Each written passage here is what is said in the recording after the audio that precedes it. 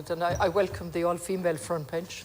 It's a good sign for the future, hopefully, maybe a change of policy as well. But in relation to this matter, I'm returning to a leader's question that I had at the end of September in relation to putting the spotlight on defective infrastructure in Galway in relation to wastewater treatment plant, the necessity for one on the east ward, and then the east side of the city, but more importantly, or equally as importantly, the collection system of the pipes. And on that day, I quoted from a report that suggested the pipe is at risk of collapse at any time. Urgent consideration should be given to repairs to avoid total failure. My understanding, that's one of the two main siphons under the River Corrib.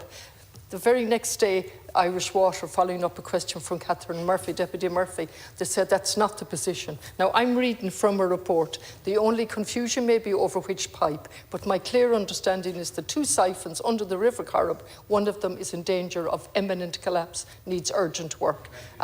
I'm asking for clarification on that from the Minister. We will engage with Ishcairn. I know you've raised this on a number of occasions, Deputy, and we'll engage in Ishcairn and get back with a reply on that as a matter of urgency.